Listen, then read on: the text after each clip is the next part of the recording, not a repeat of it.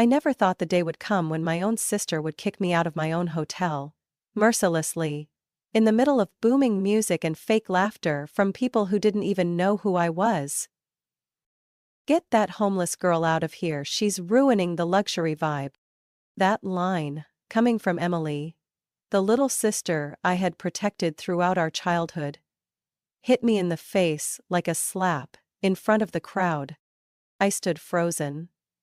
Not from shame, but from pain. And what hurt even more was realizing everyone in my family knew about this beforehand, and no one stopped it. It was a September evening in Austin, Texas. The Red Cypress Hotel, the place I had poured 10 years of my youth into building from scratch, now turned into a stage for a pretentious birthday party. Emily walked into the grand lobby in a shimmering dress, arm wrapped around her new boyfriend Chase, followed by a group of people dressed like they were attending the Met Gala instead of a 30th birthday bash. I was standing at the front desk, having just wrapped up a final employee check, when she looked straight at me like I was a stain on the marble floor.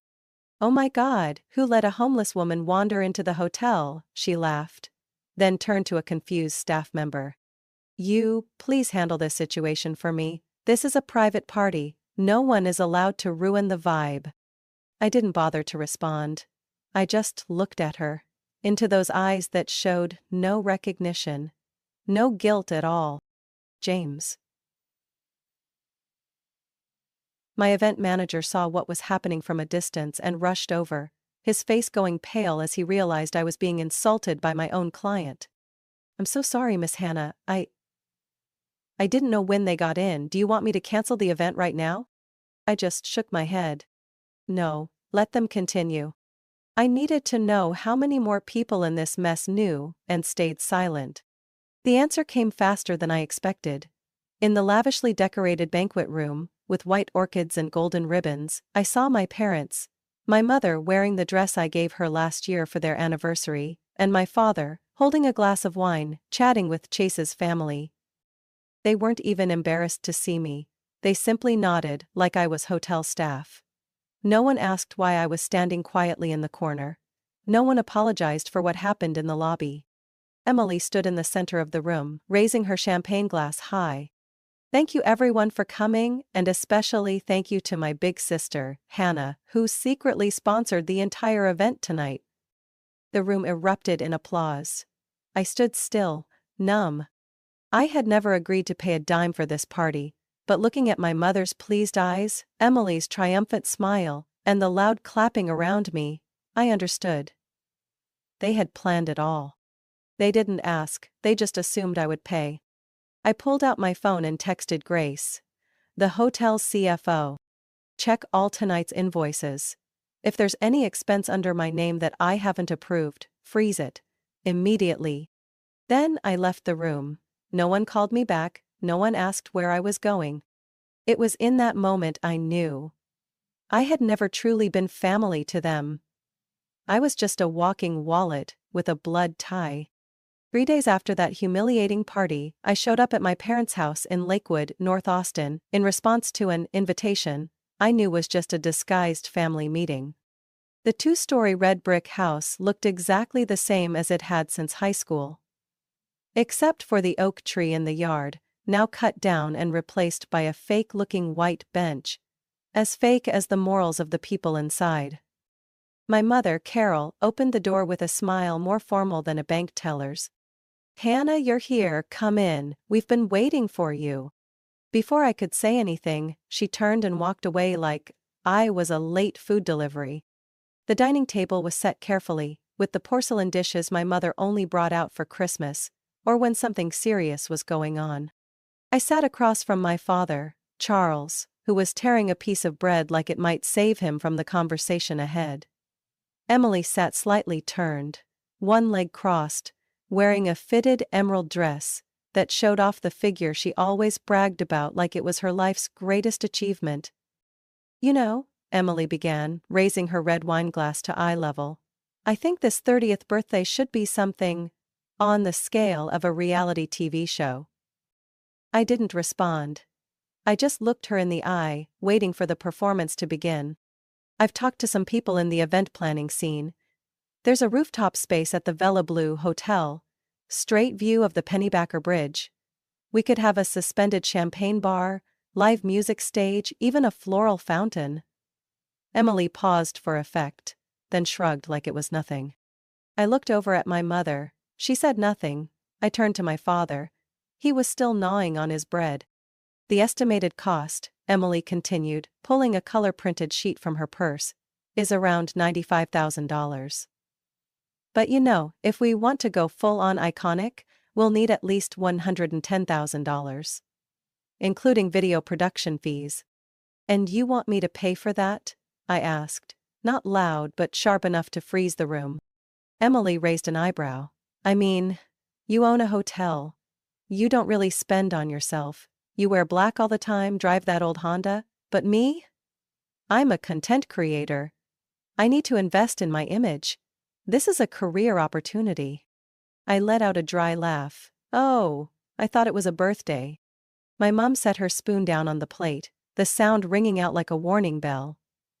Emily's got a point. You're in a better position. What's the harm in helping your sister out just this once? I remember you once promised to always take care of the family. I turned to her. Take care of the family, or be an unlimited sponsor for meaningless shows? My father finally spoke. Let's not get too worked up, Hannah.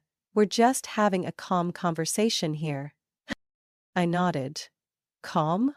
You all made plans to spend my money without asking me, and you call that calm? Emily laughed, the laugh of someone who knows they're backed up. Come on. Don't make it sound like I'm mooching off you. I'm not asking for pocket money. This is an investment. When the party video goes live, I'll tag you, promote your hotel.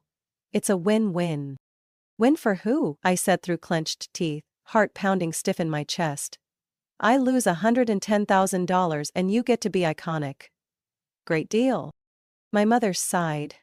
A sound I once mistook for love, but now just sounded like rehearsed disappointment. Hannah, you're the responsible one. Emily, she's a dreamer. It's not her fault you were born with a more practical head. Sisters helping each other is normal. That sentence cut into me like a blade already sharpened. I wasn't a person. I was stability.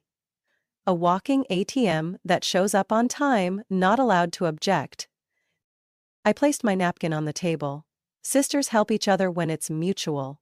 Not when one hands over a bill and says, you pay. If that's what this family calls love, then I'm sorry. I can't live in that definition anymore. Emily raised an eyebrow. You're being serious? I looked her straight in the eye. Dead serious. No one said a word when I stood up. No one stopped me as I walked away from the table. But just as I reached the door, I heard my mother say, loud enough for me to catch, the more money that girl has, the colder she gets. I didn't turn around. I didn't respond. In that moment I realized, all these years, I'd never really been a daughter in this house. I'd been the backup financial plan B, filling the gap between delusional dreams and nameless bills. I didn't think anything could be worse than being treated like a walking wallet by my own family. Until I opened Instagram the next morning.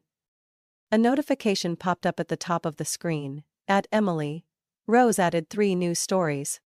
I had no reason to watch, but my thumb tapped anyway.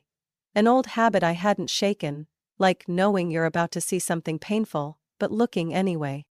First frame. Emily in a white limousine parked in front of the Villa Blue Hotel, her hair in waves, lips bright red, raising a champagne glass like a queen on parade. When your sister drives a 2012 Civic but owns a 5-star hotel, can someone explain this? Below it, the laughing emoji rolling on the floor. Next clip. A shaky video clearly taken from a car. My car. I was stepping out of my house. Old coat, messy ponytail, holding a document folder. And Emily had made a split screen.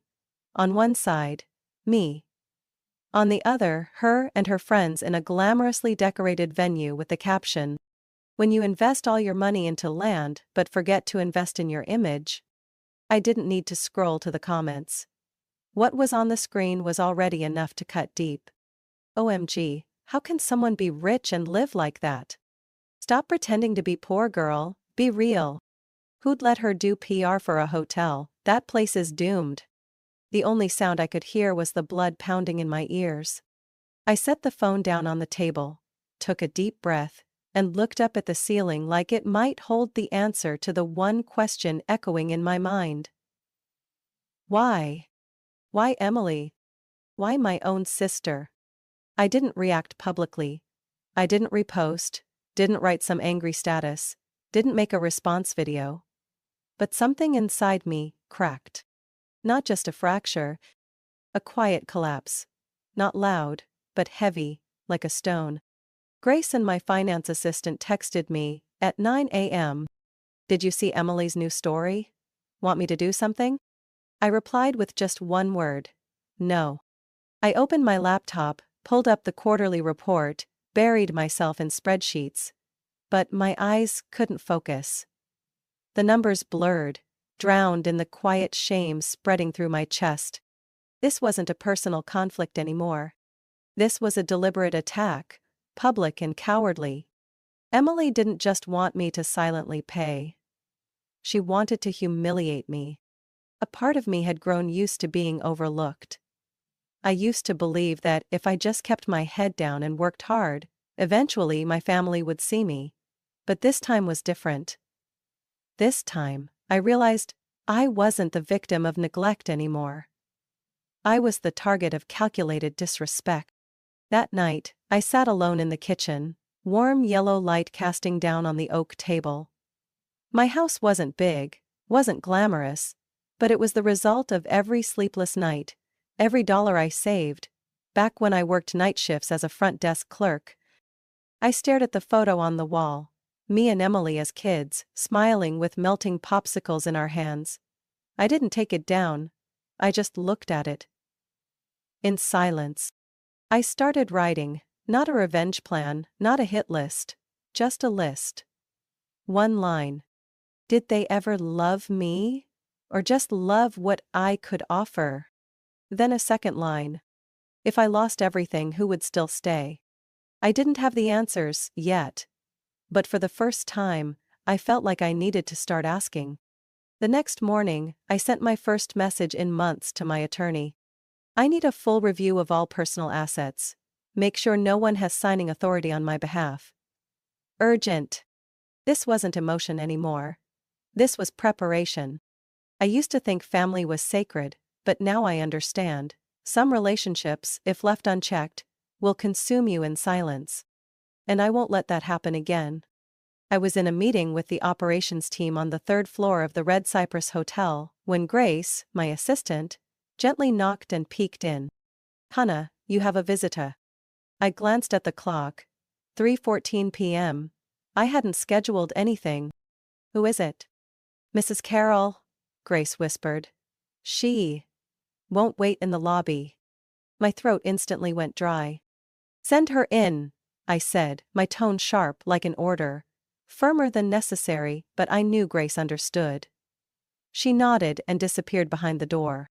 Less than a minute later, my mother walked into the meeting room like it was her living room, long beige coat, oversized Coach purse looped over her arm, and a perfectly made-up face that couldn't hide the calculation behind it. Your girl Grace is very polite, she said, placing her bag on the chair across from me, then pulling out a small plastic container. I brought your favorite banana bread, still the same recipe with a touch of cinnamon, good for digestion. I didn't touch the container. I didn't smile. What brings you here, Mom? I asked plainly. She pulled a cream envelope from her purse and placed it on the table between us like a summons.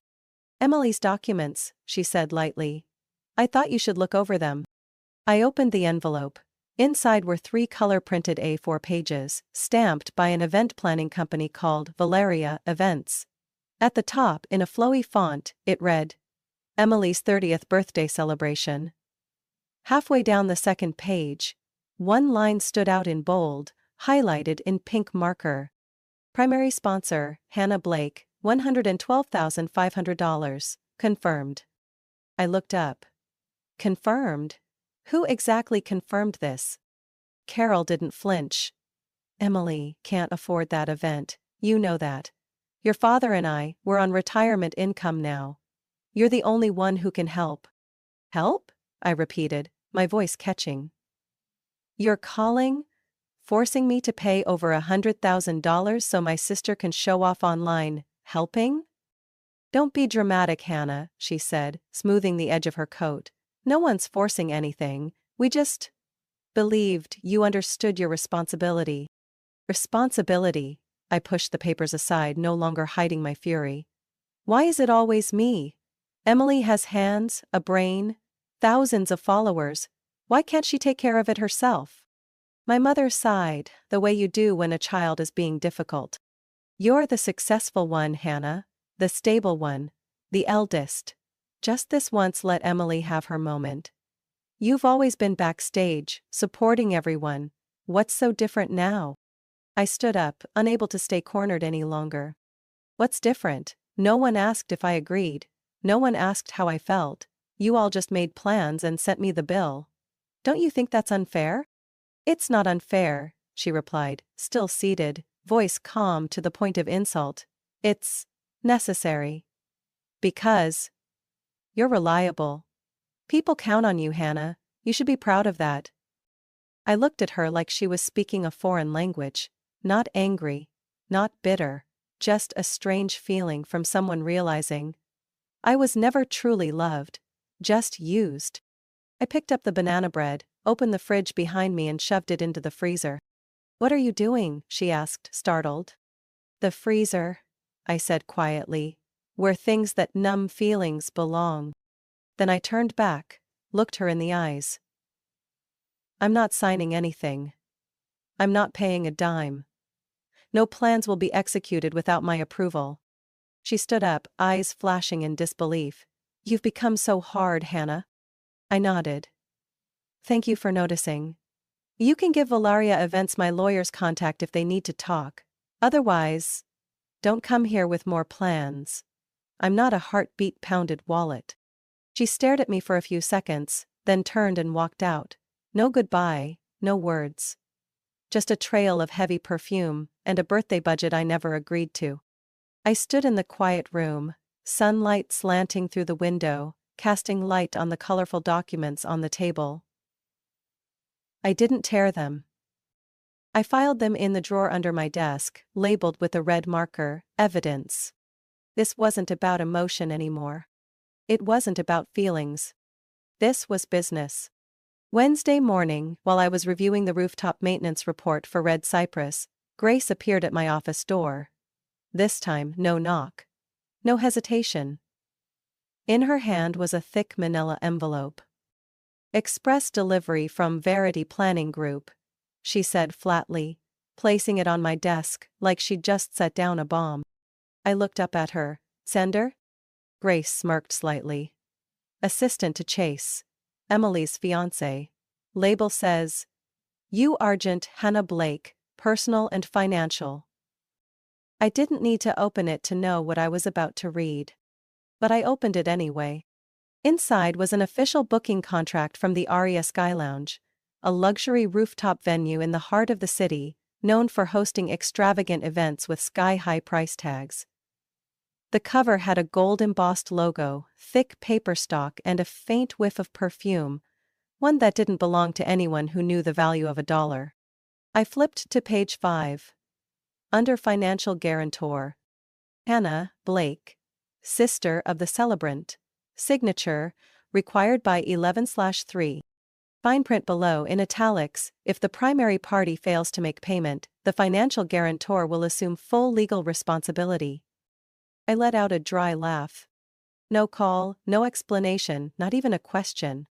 Just a contract thrown in my face, with the expectation that I'd sign it, like some old reflex. Grace waited for my reaction. I said nothing.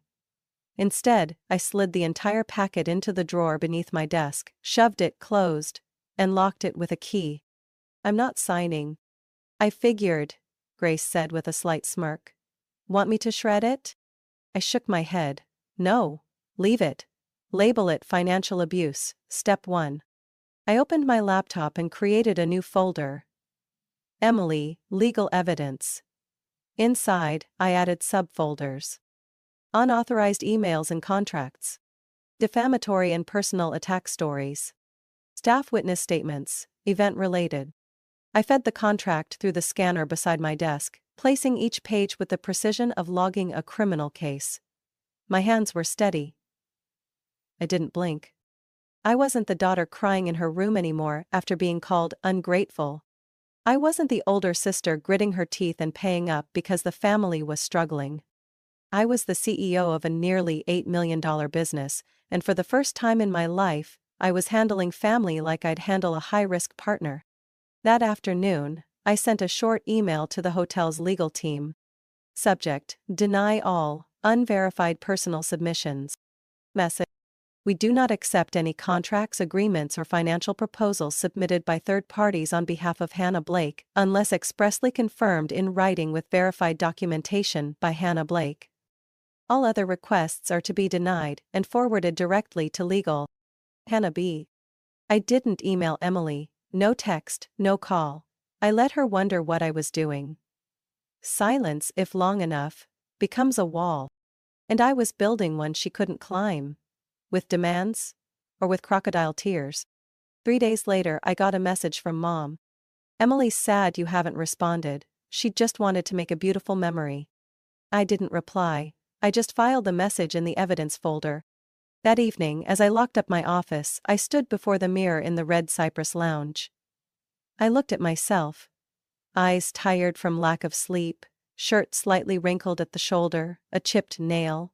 But the eyes in the mirror weren't confused anymore. They were sharp as knives and calm as a lake before a storm. Emily didn't realize that every time she tried to corner me with a new demand, I didn't just retreat. I recorded. I documented. I built a legal trail. Because this time if they pushed me to the edge, I wasn't alone. I had the law. I had paperwork. And I had me. A version of me no longer willing to excuse manipulation, just because it came dressed as family. That day, the Red Cypress Hotel glowed like a fairy tale castle. The late afternoon sun lit up the wide lobby windows in gold.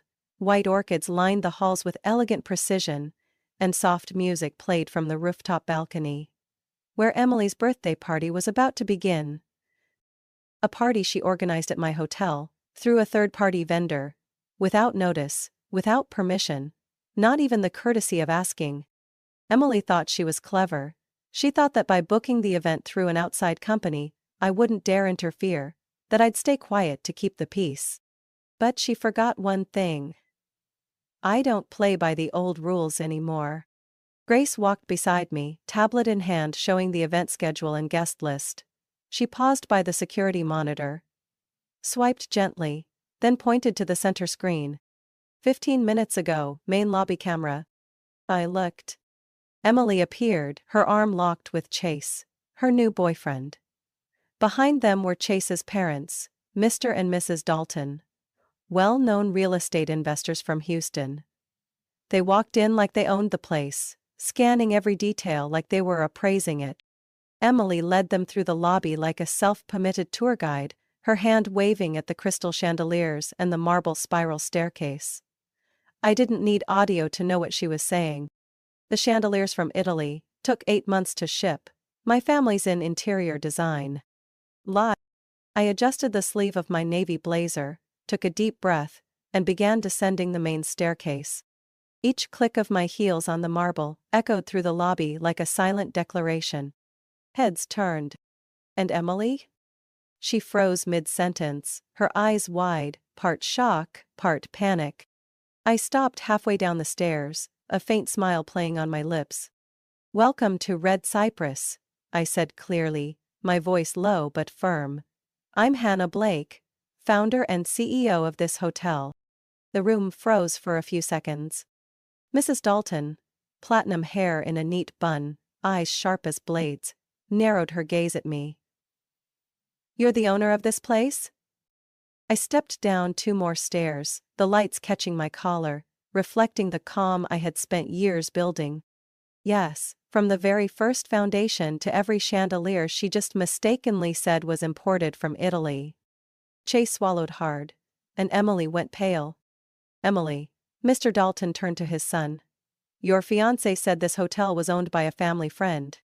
There must be some kind of misunderstanding, Emily stammered, scrambling to save face. Hannah is my sister. We're very close. This is just family helping each other. I stepped closer, locking eyes with her. Close? So close that you hosted an event here without asking, put the invoice under my name, and posted mocking videos to thousands of people. No one said a word. I turned to Mrs. Dalton. I apologize for the confusion, but just to be clear, Red Cypress does not sponsor, is not affiliated with, and does not represent anyone outside of our professionally trained and approved staff. Mrs. Dalton nodded slowly, her expression shifting completely. Thank you for the transparency. I have great respect for people who know their boundaries. And their worth. A rare trait, Mr. Dalton added, casting a puzzled glance toward Emily. Chase said nothing, but his face said everything. Doubt, embarrassment, discomfort. As for Emily, she stood frozen. I turned to Grace, who remained calm as ever. Please escort the Dalton family to the terrace. I'll personally show them the official Red Cypress event space. We'd be delighted, Mrs. Dalton smiled. I walked away, not looking back, but I heard the unsteady clack of Emily's heels trailing behind. Hannah, wait, you don't have to make a scene like this.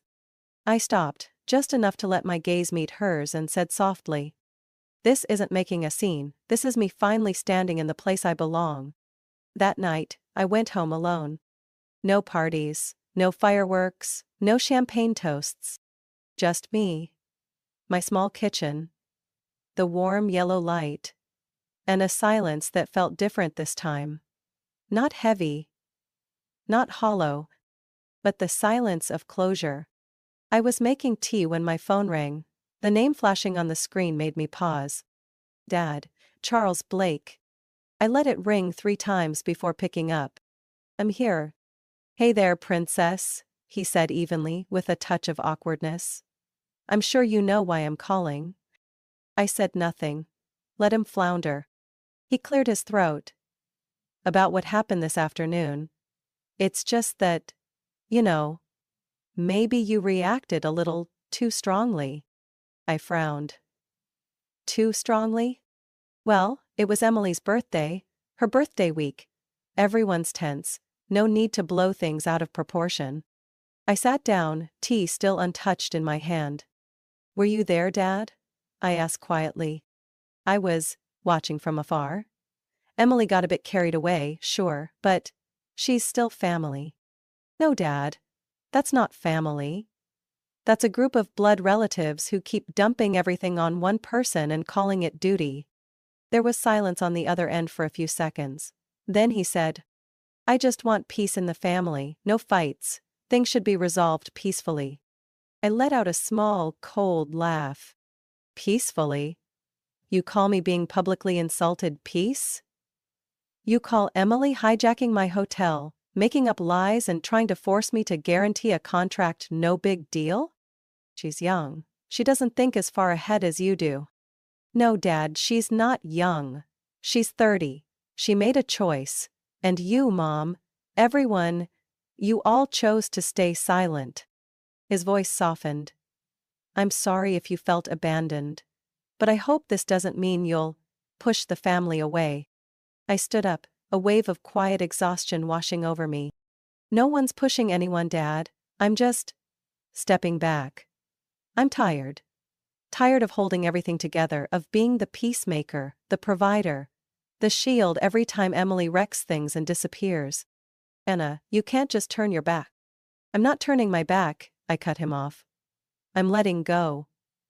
Letting go of a role I never chose to play. Silence stretched on the other end. For the first time, my father had nothing more to say. And I didn't wait. I hung up. The next day I received an email from my mother. No subject line, no greeting. You may not agree with how Emily behaved, but the way you handled things in front of her fiancé's family was cruel. Sometimes being the older sister means sacrificing a little. even when the other person doesn't deserve it. That's how you keep a family together. I didn't reply.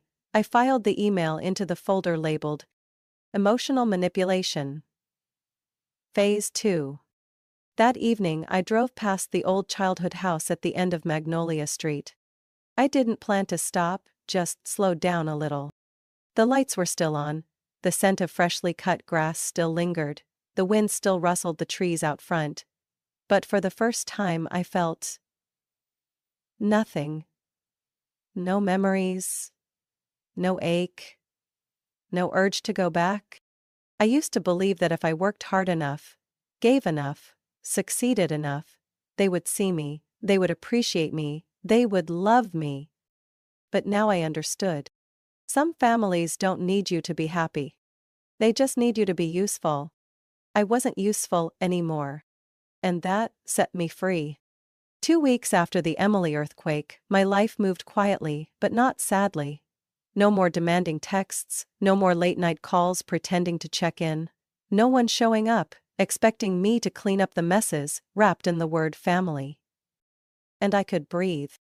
For the first time in years, I could actually breathe.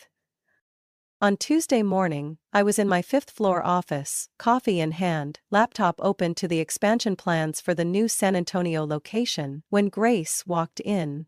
No knock this time. In her hand was an iPad. "You'll want to see this." I took it, and the moment the screen lit up, I already knew what was coming. A video was going viral on TikTok.